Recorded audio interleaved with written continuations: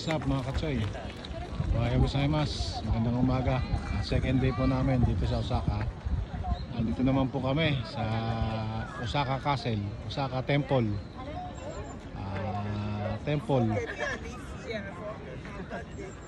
Napakalaki po pala nito. Hindi ko na ibinilag yung sa entrance. Kasi napakalayo, dito na nag-umpisa sa mismong loob. Ang dami rin tao pala dito. Pero maaga pa, sa mga 10:30 o'clock pa lang, 11. Pero parami na ng parami yung tao. Hindi na kami po siguro pupunta sa taas kasi kapagod na ang taas ng akyatin. Akit na pa. Yan, dami nagpapapicture, mga foreigner din. Yan. Ikot natin para makita nyo yung mga ibang tao. Ayan. Yan yung kabuuan niya, pero napakalaki. Ayan. Yung mag-iina ko pagod na. Yung mga nakaupo na. Pasal-pasal muna dahil sa Lunes pasukan na. Pasok na naman si Katsoy Max.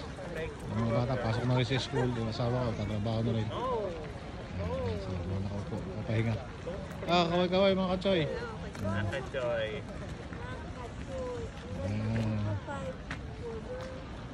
Ayan, nakapo sila. Ayan, nagdadatingan na naman yung mga tao. Ayan, no? Alis karami ang foreigner.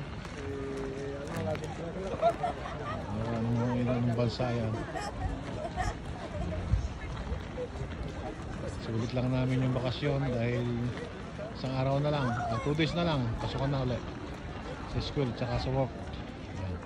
Ayan, may airplane pa galing ng Osaka Airport.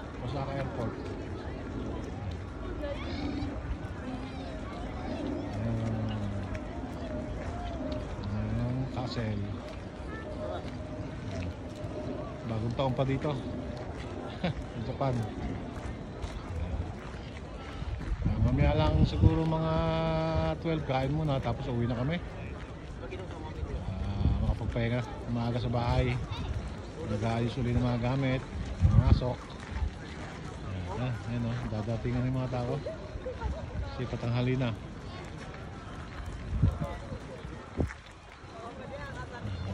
Picture. Ganda rin eh. Ganda rin ang temple dito sa Osaka temple nila. Ang daming nagpupuntang mga tao. Sige po mga Katsoy, yun lang po. Bilang ko lang po yung pinuntahan namin ngayon dito sa Osaka. Nung kagabi po sa Donbori, pasyalan, kainan. Marami rin pong tao doon kagabi. Nangaga lang po kami natulog kasi ang dami na ng tao. Hirap na makapagsiksikan. Ngayon, second days, uwi na kami mamaya. Ito, dumaan muna kami sa temple. Temple ng Osaka. Malaki. Dating na. Dami. Yung entrance doon, yung gagaling. Upo pa yung mag-iina ka.